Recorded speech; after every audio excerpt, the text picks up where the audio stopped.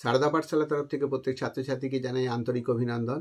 আমার এই ভিডিওয়ে তোমরা পাবে রবীন্দ্রনাথ ঠাকুর রচিত অচলায়তন নাটকটির বিষয়বস্তু এবং তার প্রশ্ন উত্তর পর্ব। অচলায়তন এই নামটি স্বয়ং রবীন্দ্রনাথ নিজেই দিয়েছিলেন। এই নামটির অর্থ হল পাহাড়ি ঘর বা পাহাড়ের বাড়ি, আর এর আবিধানিক অর্থ বা ইঙ্গিতানুগ অর্থ হল গুমোট হাওয়া বাতাসহীন গৃহ বা বদ্ধ আবাস। একসময় মানুষজন তাদের সমাজ সংস্কারের ধারাতে এসে ভালো করবার জন্য যে পদক্ষেপগুলি নেয় তাতে অনেক বেশি মন্দ লুকিয়ে থাকে এবং মন্দগুলির গুরুত্ব তারা গোঁড়ামিভাবে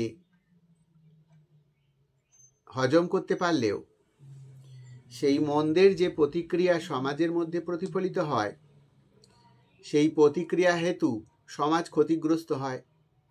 একজন সচেতন সাহিত্যিক সেইটিকে নিরীক্ষণ করতে পারলে তার সাহিত্যের মধ্যে ইঙ্গিতানুগভাবে মানুষের সামনে সেটিকে তুলে ধরবেন, এটাই স্বাভাবিক। রবীন্দ্রনাথ বুঝি তাই করেছেন। একসময় আমাদের দেশের পণ্ডিত মহলের দ্বারা পরিচালিত শিক্ষা ব্যবস্থা, পুঁথিপাঠ এবং অবিজ্ঞানসম্মত জীবন আচরণের মন্ত্র আপ্লুত মানুষের যে ভাবধারা এবং ছোট ছোট শিশুদের মধ্যে তার যে প্রয়োগ করে দেবার প্রবণতা, তার বিরুদ্ধবাদী হয়ে বা তার বিরুদ্ধে টিকা টিপ্পণী কেটে এমন সাহিত্য রচনা করে মানুষকে যে সচেতন করেছেন সে কথা অনায়াসে বলা যেতে পারে।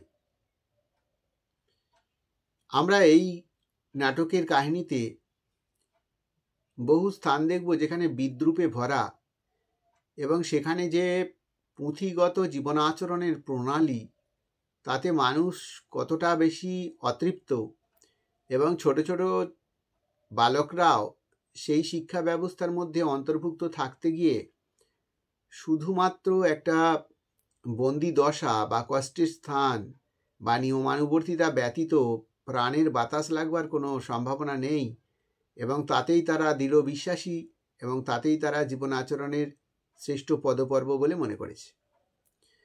এখন আসি নাটকটার বিষয়ের মধ্যে কতগুলো দিক আছে বা কতগুলো জায়গা আছে যেগুলো অত্যন্ত আকর্ষণের। যেমন নাটক যখন প্রথমেই শুরু হচ্ছে সেখানেই আমরা দেখতে পেয়েছি পঞ্চক নামের একটি চরিত্র, যে প্রচণ্ড প্রতিবাদী, যে সমাজের ভ্রষ্টাচারকে মোটেই সহ্য করতে পারে না। তারা যে আয়তনে পড়াশোনা করে অর্থাৎ শিক্ষালয়ে পড়াশোনা করে সেই আয়তনে বহুবিধ নিয়ম, সেই আয়তনের জানালা কোনোদিন খোলা হয় না, 365 বছর ধরে জানালা বন্ধ, সেই আয়তনের দরজা বন্ধ, সেই আয়তনে আলো বাতাস প্রবেশ করা নিষেধ। সেখানে যারা পাঠদান করেন পড়ান তারা শুধুমাত্র মন্ত্র উচ্চারণ করা, কোন ধর্মীয় পুঁথিতে বা কোন বিশেষ রচয়িতার পুঁথির মধ্যে কোথায় কি নিয়মানুবর্তিতা বলা রয়েছে তা পুঙ্খানুপুঙ্খভাবে নজরদারি করা এবং স্মরণে রাখা এবং তদানুযায়ী জীবনকে চালানো, এই রকম একটা পরিবৃত্ত থেকে পঞ্চক কিন্তু মোটেই মেনে নিতে পারেনি এবং সেখান থেকে বেরিয়ে আসার চেষ্টা করেছে। আর একটি উল্লেখযোগ্য চরিত্র আছে এখানে, সুভদ্র। এই সুভদ্র অকস্মাৎ কৌতূহলবশত আয়তনের উত্তর দিকে জানালাটিকে উন্মোচন করে ফেলেছে বা খুলে ফেলেছে। সেইখান দিয়ে সে দূরে দেখতে পেয়েছে একটি পাহাড় এবং সেখানে গরু চড়ছে। আসলে এই জানালা দীর্ঘ দিবস বা দীর্ঘ বৎসরের পর বৎসর ধরে উন্মোচন করা হয়নি, কারণ সেই দিকে নাকি কোনো এক দেবী রয়েছেন, সেই দেবী রুষ্ট হবেন, সেই জন্য তা উন্মোচন করা হয়নি। কিন্তু সুভদ্র যে জিনিসটা দেখতে পেয়ে গেছে ওই অল্প ক্ষীণ সময়ের মধ্যেই, সেটা পাহাড় এবং গরু চড়ার যে দৃশ্য, অর্থাৎ প্রকৃতির একটা মহা সমাহার সেখানে রয়েছে। এই যে আয়তনের মধ্যে যারা আচার্য, উপাচার্য ইত্যাদি পদ ভূমিকায় রয়েছেন তাঁরা কুক্ষিগত জীবন আচরণের মধ্যে দিয়ে শিশুকে শিক্ষাদান করতে চান, প্রকৃতির শোভার মাঝে তারা নিয়ে যেতে চান না, কারণ সেখানে নাকি শিশুর শিক্ষায় বাধা হবে, শিশুর শিক্ষায় নাকি সেখানে বিঘ্ন আসবে, এই তাদের ধারণা ছিল। রবীন্দ্রনাথ তার ঘোর বিরোধিতা এখানে প্রকাশ করেছেন। তো সেই সুভদ্র অত্যন্ত কান্নাকাটি করছে। পঞ্চকের দাদা মহাপঞ্চক এছাড়া যারা এখানকার প্রশাসনিক দপ্তরে রয়েছেন তাদের প্রত্যেকেরই ধারণা বা প্রত্যেকেরই ইচ্ছে হচ্ছে এই সুভদ্রকে একটা প্রায়শ্চিত্ত করতে হবে। সেই প্রায়শ্চিত্ত কি, কোন পুঁথিতে লেখা রয়েছে ইত্যাদি নিয়ে অনেক জল্পনা কল্পনা চলে। মহাপঞ্চক অমিতায়ুর ধারণী মন্ত্রের কথা উল্লেখ করেছে। পঞ্চক আয়তনের মধ্যে গান গেয়েছে, মহাপঞ্চক সেটা সহ্য করতে পারেনি বা তার প্রতিবাদ করেছে। পঞ্চক জানিয়েছে যে একদিন তোমাকেও গান করতে হবে, তোমাকেও নাচ করতে হবে। আর আয়তনের সবার মধ্যে একটাই কথা বারবার করে বেরিয়ে আসে, সেটা হলো যে গুরু আসছে। গুরু কোন দিক থেকে আসবে, কিভাবে আসবে, কোন পরিবেশে আসবে, এবং গুরু এলে কিভাবে দরজা সাজানো হবে, তার জন্য কি কি ব্যবস্থা হবে সে সম্পর্কে সবাই প্রায় অজ্ঞ। কিন্তু গুরু আসছে কথাটা এখানে এসেছে। তারা শুধুমাত্র এইভাবে বন্দি দশায় শিক্ষাদান নয়, তারা ওই শিক্ষালয়ের বাইরে যে সমস্ত নিচু সম্প্রদায়ের মানুষ আছে বলে চিহ্নিত করা হয় যাদেরকে, সেই জুনক সম্প্রদায়ের কথা মুখে আনে না, তাদের সঙ্গে মেলামেশা করে না। এমনকি তাদের সঙ্গে মেলামেশা করলে যে অচ্যুত হয়ে যাবে মানুষ, সে কথাও তারা বারংবার ঘোষণা করে। অথচ আমাদের পঞ্চক প্রায়শই আয়তন পালিয়ে সেই জুনকদের মধ্যে যায়, তাদের কথা শুনে, তাদের কাছে খায়, তাদের আচরণ অনুযায়ী চলবার চেষ্টা করে এবং অবাক হয় তাদের মুক্ত জীবনের কত সুন্দর আচরণ। সুভদ্র উত্তর দিকে জানালা খুলেছে মানে সেই দিকে যে মহাময়ূরী দেবী আছেন তিনি রাগান্বিত হবেন, তিনি তাঁর ক্রোধ হেতু ক্ষয়ক্ষতি করবেন। পঞ্চক অবশ্য এ বিষয়ের মত খণ্ডন করে বলেছিল যে সে একদিন কাঁসার থালায় ইঁদুরের গর্তের মাটি রেখে তার উপরে 5টা শেয়াল কাঁটার পাতা আর 3টে মাসকলাই সাজিয়ে 18 বার ফু দিয়েছে, কিন্তু আজও পর্যন্ত সেই দেবী রুষ্ট হয়ে পঞ্চকের উপরে কোনো প্রতিশোধ নিতে আসেননি। হয়তোবা পঞ্চককে খুঁজে পাননি। এই বলে পঞ্চক কিন্তু একটা হাসির খোরাক জুগিয়েছে। অর্থাৎ সে বোঝাতে চেয়েছে, সে প্রমাণ করতে চেয়েছে এগুলো আসলে ভৌতিক দশা, এগুলো আসলে মানুষের সংস্কার। এই সংস্কারকে কেন্দ্র করে এবং কুসংস্কারকে কেন্দ্র করে মানুষের জীবন বেশি অচল হয়ে যায়, মানুষের জীবন বেশি গতিহীন হয়ে পড়ে। আয়তনের বালকেরা পঞ্চককে জানিয়েছে যে আজ পূর্ব ফাল্গুনী নক্ষত্র, এই দিনে কাকিনী সরোবরের নৈঋত কোণ থেকে ঢোড়া সাপের খোলস জোগাড় করতে হয়, আর তাতে কালো ঘোড়ার লেজের 7 গাছা চুল দিয়ে বেঁধে সেটাকে পুড়িয়ে ধোঁয়া করতে হয়।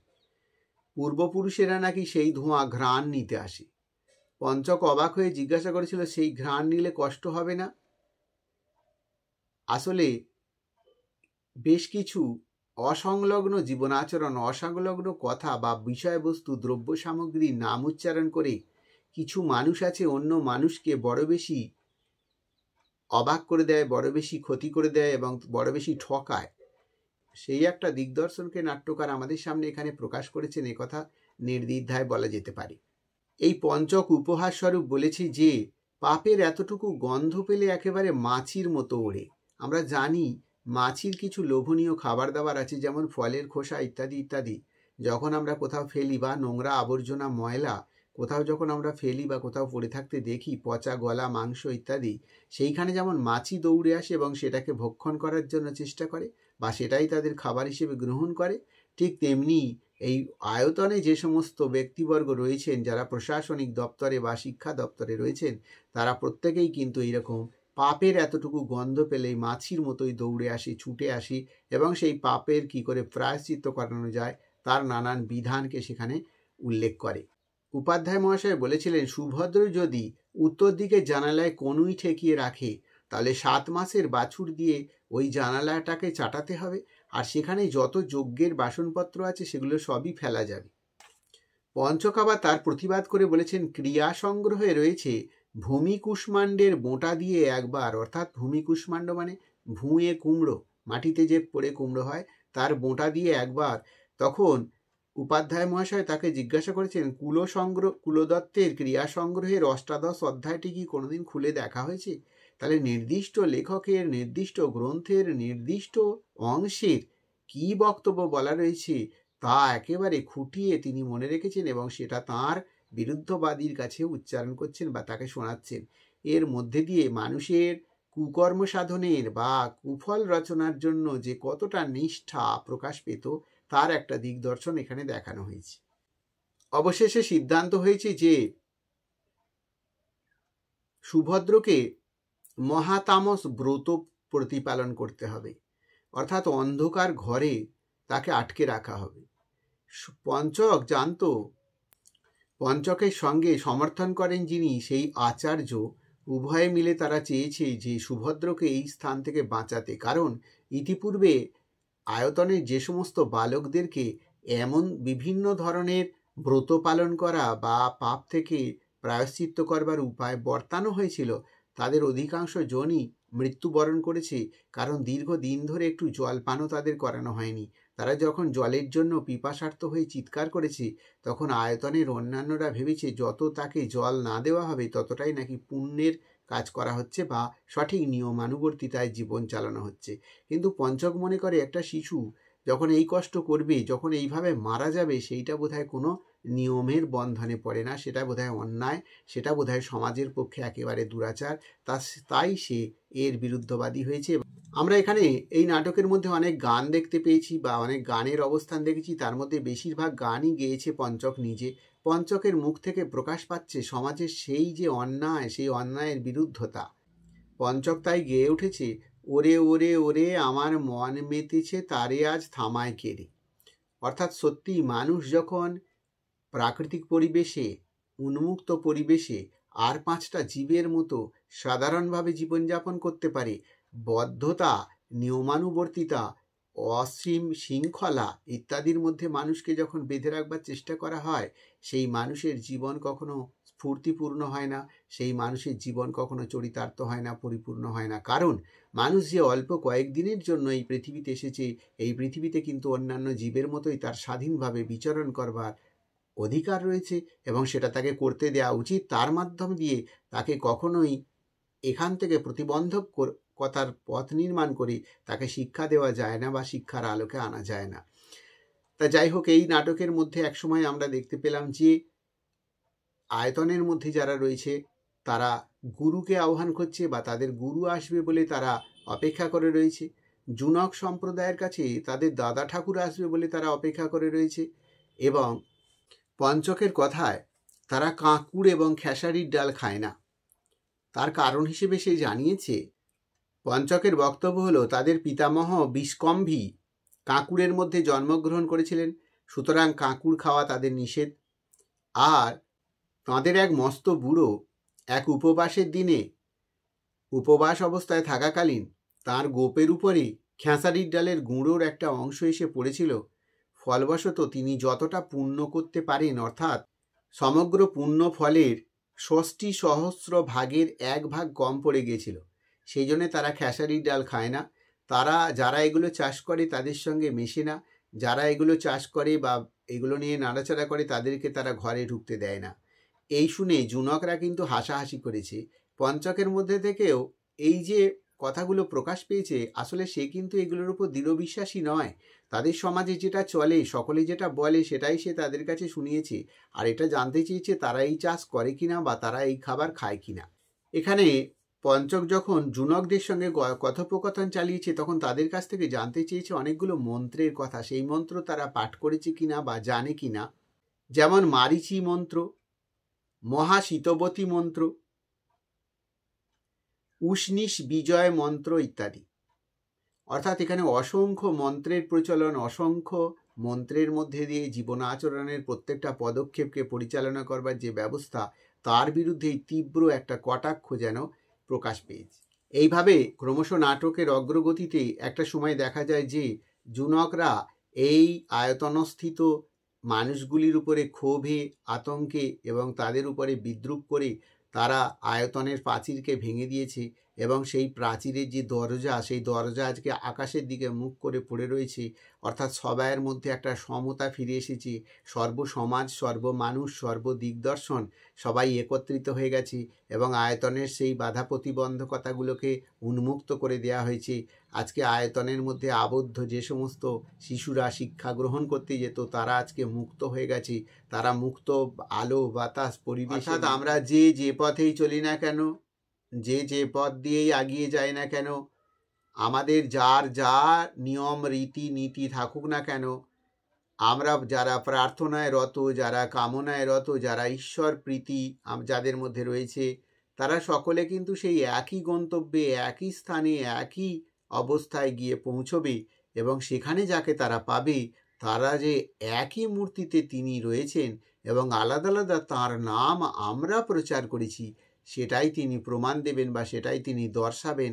এই বিশ্বাসকে বজায় রেখে নাটকখানি শেষ হয়েছে এবং রবীন্দ্রনাথ তাঁর এই নাটকের মধ্যে রূপক সাংকেতিকতার দিগদর্শনকে যথেষ্ট সার্থক রূপে ব্যবহার করতে পেরেছেন বলা যেতে পারে এবং নাটকের বেশ কিছু অত্যন্ত উন্নত মানের মন্তব্য বা বক্তব্য বা ডায়লগ এবং চরিত্রগুলির অভিনবত্ব, বিষয়বস্তুর উপস্থাপন এবং সবচেয়ে বড় আদর্শের জায়গা বা সবচেয়ে উন্নত জায়গা, সেটা হলো সঙ্গীতের ব্যবহার, নাটকখানি করে তুলেছে একেবারে মধুরময়।